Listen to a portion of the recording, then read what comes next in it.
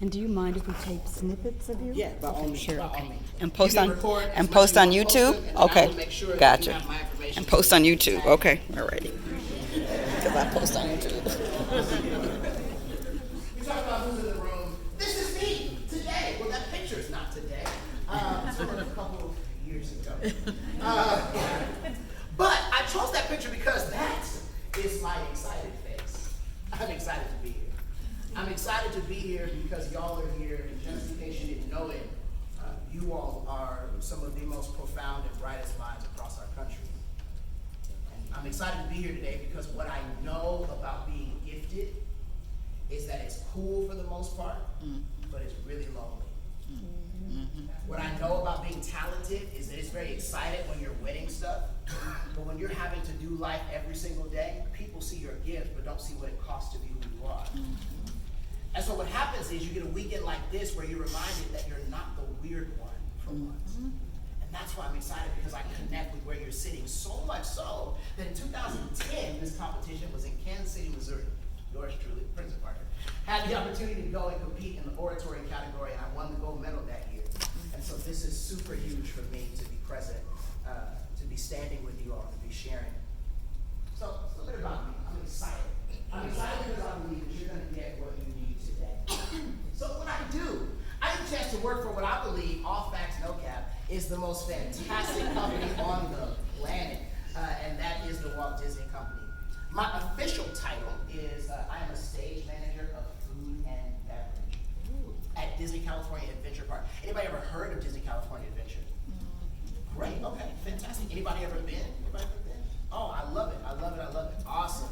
Well, if you have been and specifically had a dining experience in either Cars Land or Hollywood Land, and it was a great experience, you're welcome. If you went there, had a dining experience and it was horrible, I'm sorry, I hadn't been hired in yet. I'd love to hear about your experience, however it went, but literally that's what I left home to do, and I'm appreciative that I had leaders who believe enough in me and in you all to let me come from work to be here with you. As a matter of fact, the pictures of those 2 hot dogs is what I literally just left work doing. We're celebrating National Hot Dog Month at the restaurant where I am a manager of. And so this month we're playing in a different specialty hot dog every week. So those 2 pictures are literally what I just left coming up with and creating, and we're going to weeks 3 and 4 soon. So that's what I do from a work perspective with the Walt Disney Company. Now, when I'm not at the Walt Disney Company, I have the opportunity to do stuff like this, where I speak motivationally, and I'll talk a little bit more about how that journey came to be. Whether that be hosting events like the incredible Disney Dreamers Academy, whether that's speaking for schools, companies, organizations, nonprofits across the country, or doing television appearances. I love what I do. So, that's where I am at now. But I want to take you back into the beginning. Can we go back for a little bit? Yes. Thank you, Father. I'm going to see if you have permission to go for it. That's baby.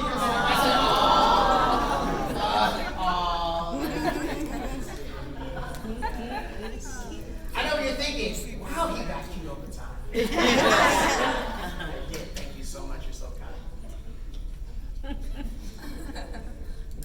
You know, I think you can tell a lot about a child by how they spend their playtime. In their playtime, where there are no limits and boundaries, you can conceptualize whatever life should mean for you at that moment. That's where you can tell a lot about a child. When no one's regulating their behavior, and the world is theirs to understand, to impose, to explore, to create. You make your own definitions in playtime. You write your own stories in play.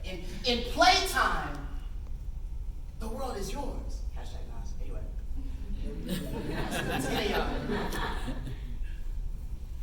Anybody remember Play-Doh? Yes. Pretty cool playtime. Anybody just love to be outside? That was just your playtime. So playtime was outside. Just being out in nature, right? Anybody artistic, so all you needed was a pen and like a half a crayon. He was like, I don't need the whole box. Right? Because that was playtime. Any musicians? So your playtime, you would take like a shoebox, a mug out the kitchen, and 7 other things, and you got some chopsticks, and you were just going Hamming it up. to work, right? For me, in my playtime, I would grab a brush, and I would use that like it was a microphone. And then, oddly enough, we had all these Disney videos on VHS. What y'all know about that? I know, right? No, sir? Okay, all right, respect if you still got it. And what just came out yesterday? Lion King. So that was one of the ones we had Hercules on VHS. I would take those VHSs and I would take the tapes out of them. And I would just leave the cover and I would put it on the coffee table. And I would pretend that it was like an open Bible. And with that brush as a microphone and that open Disney video cover, I would turn circles and circles and circles. Just kind of preaching whatever came to mind. Don't believe we got the video, I just don't touch. And that was my playtime. And my mom, she would record it because she thought, this is strange. And so in some of the backgrounds of these videos, she would be on the phone with her girlfriend watching Wheel of Fortune. Girl, you be doing it again. I'm about to go get the video. And so she thought, okay, this is getting ridiculous. Let's put the kid in school. He's doing this, and he's just 2 years old. So let's put him in school. So she put me in preschool. The preschool teacher called my mom and said, hey, we need to talk to you about something. When we release the kids to go play, and we look outside, we're not saying anything's wrong with it per se. It was like a Christian private school. But they were like, he gets them in circles and he preaches to them.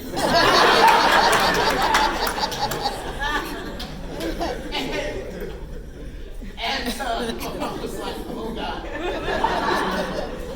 So finally, one day, my preschool teacher began teaching us this speech called Commit to I Can. Commit to I Can has the power of 10. Not committing at all has the power of none.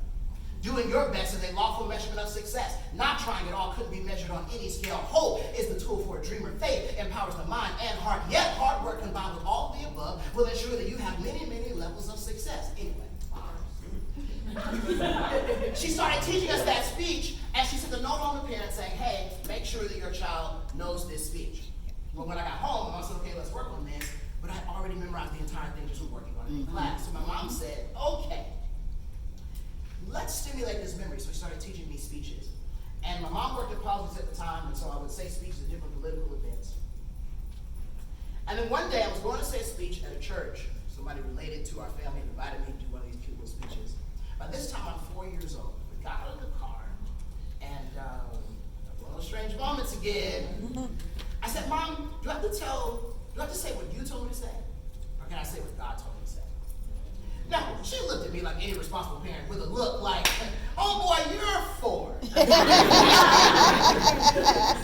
What is divine anything telling you to say? That night, she said to the program director, hey, listen, if you want to take him off the program, that's fine. What do you know? The program director, because she was family, she said, I don't know what could go wrong. Let him do it. That night, at 4 years old, I preached my first sermon. Wow. 3 years later, at 7 years old, I became a licensed minister with my denomination. That's not the point of the story. The point of the story is this. You hear that and go, wow. Right. I lived it and went, Right. Yes. I get that. You hear that and go, whoa. I lived it and I go, Yeah. some days I wish that wasn't my story. You're right. I get that. You hear it and you go, whoa. Either I can learn something from that or I feel closer to him because I just heard it. I lived it and I go, I don't even think I should have said I wrestle with whether or not I should even tell that story. that. Yes. I get all My that. point to you is the way that my simple story has just impacted you is the same way that yours has potential and power to impact everyone around you. And I'm going to teach you how to do that. But before I could tell it like this in a way that has the room captivated and quiet, I had to wrestle with first even owning it and thinking that it was a thing. You see, even though I had known that that was what I was supposed to do since I was young, I really didn't have a real good relationship with it. I did it, I knew it was what I was supposed to do, but I always felt kind of weird about it, right? Because, girls don't always think you're cute when you're a preacher.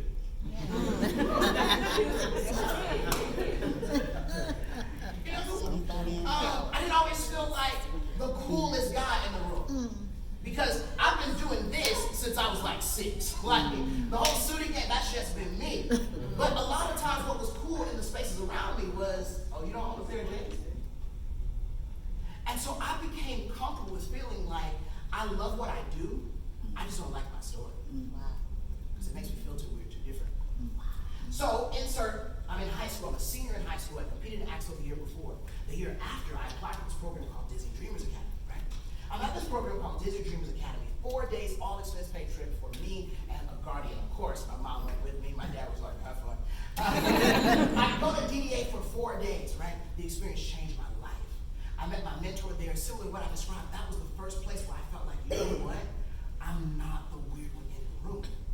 Because there were 99 other weird ones.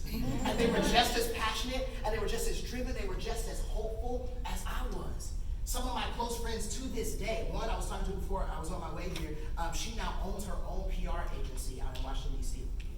There are a number that were phenomenal. That program changed my life, and I left, and the following year I started my first semester at USC. I got a call, and they said, hey, we're doing the 5th year of Dreamers Academy, so what we want to do is we want to bring back one person from every year that has gone before. And we just want to have you come talk about life and what's been going on. And so that year I was invited back as one of the 5, or one of the 4 at that point. And what happened that year inspired this workshop. I was on a panel with the 4 of us, right? And one guy was this international dancer. He was like literally leading crews of like 30 different dance teams in Japan. I mean, and they would show his video and he was like,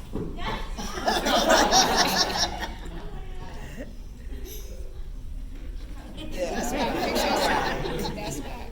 And I was like, whoa, that's cool. There was another one, she was speaking and she was about to audition as to be a contestant on The Voice, I think she was on. There was another one who had been on Broadway. There was another one, oh, I remember. There was another guy who had won the Gates Millennium Scholarship. Anybody familiar with the Gates Millennium? Yes. Watch this. And he was a Koch Scholar. Now, if you're familiar with Gates Millennium, the Gates Millennium Scholarship pays for everything. Like probably up until your 3rd degree, I think it was still the same way it was back then. So this man didn't need no more money. And was still winning stuff. And so finally, I was the last one on the panel, and the moderator, who's the executive champion for DDA, we're sitting on this panel, and she has all of us tell our stories. And she went through all of them, and I was like, and she got to me, and she said, Princeton, tell us your story. And I paused. And I said, My other concern was not just who I was sitting next to, but who I was sitting in front of. Right? Because first row in a room like this, except 10 times the size, was the president of Walt Disney World, quite a few executives. So my mind was like, what we ain't about to talk about is this whole baby preacher thing. And so I'm sitting there, and she's coming to me, right? And I was like, Princeton, we're not about to go into that. Number 1, it's not impressive. Number 2, it's going to be weird. And so we're not going to do that. And I was literally, before this movie even came out, having this internal conversation in my mind where I was like, and the strength of the black preacher will now be stripped away. And I coughed it up. I'm not about to go into this. And so when she got to me, I said this. I said, hey, I'm a motivational speaker, and I'm in my first year at USC, and I'm really excited to be here. And she said, so thank you for that. She said, now tell us your real story. And I was like, Dreamers Academy executive said, what?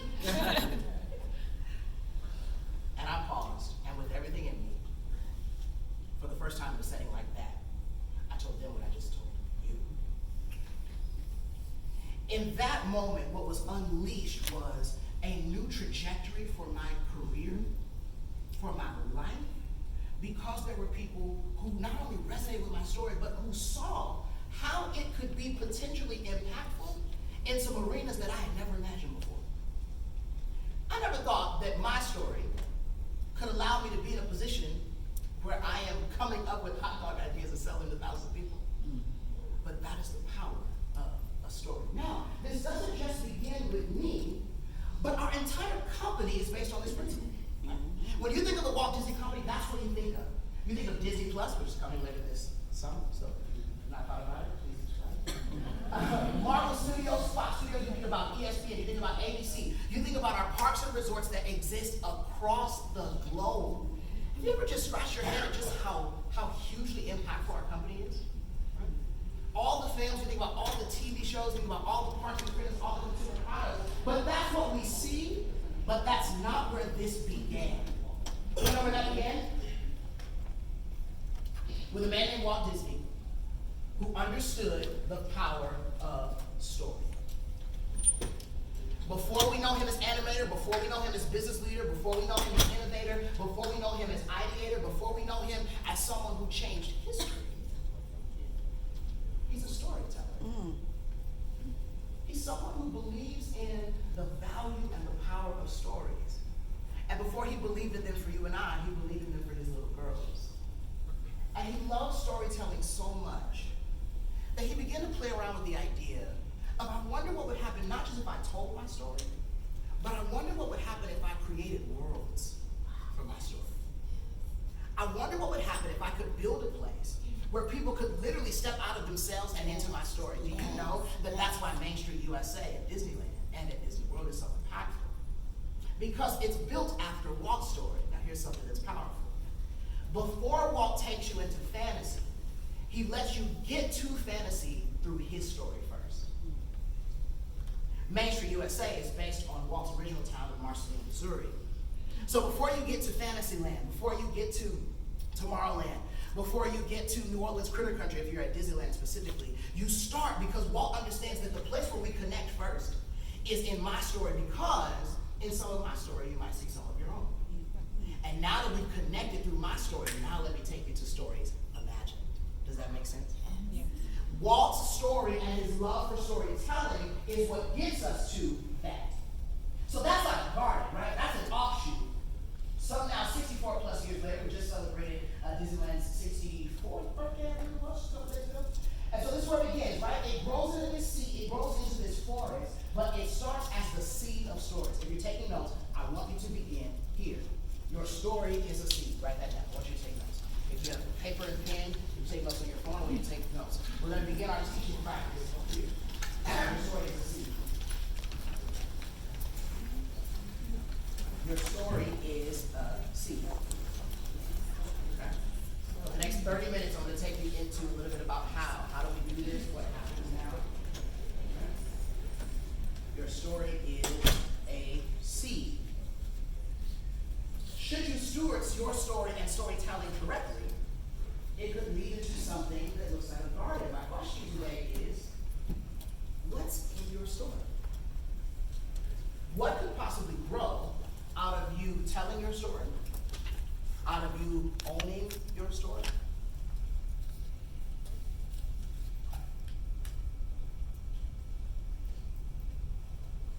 An empire. Something that changed history and the landscape of media forever. Walt Disney was born out of a story and out of storytelling ability. Now, many of you came to keep seeking career advice. I want you to write this down. Whenever I do one-on-one career mentorship check-ins, I always lead by saying this. This is the way that I like to think about career building big picture. I want you to write this down. Relationships unlock doors. Relationships unlock doors. Who do you know? Who knows you? It is in this category that put there's a TED Talk that speaks about the 5 people, I think it's 5 or 4, that you need in your life when you're building your career. You need a peer, you need a mentor, you need a sponsor. All those fall under relationships, right? So first of all, relationships unlock doors. Sometimes you don't even know what's available until somebody comes along in your life and says, hey, have you ever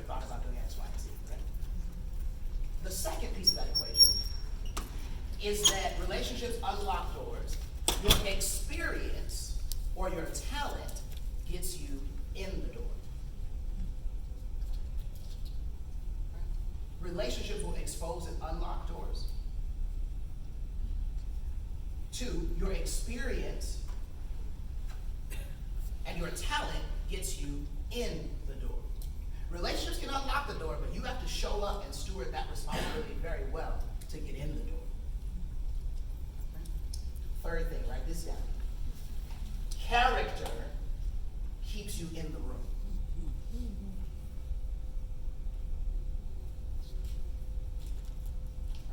Relationships unlock the door. They expose the door, the opportunity, right?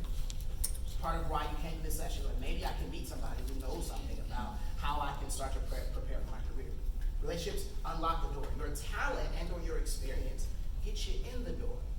But character, who you are, how you carry yourself, your work ethic, your integrity, that keeps you in the room. But what builds relationships? Going back to number 1. Can you guess? Your story. There it is. There it is. You're worth waiting on. Your story. Your story builds your relationships. So I want you to own your story. Now, let's define story very quickly as I dig into the how of all of this. Let's define story. When I say define story, I'm talking about what I am meaning when I say it. 2 ways to think about it. The first one, write this down, is your big story. Your big story. The events and experiences in your life that make up who you are. Your big story. I just took you, when I began this, right, from age 2 to age 25. That's what I am today. This idea of the big story. Who you are, where you're from, some stories.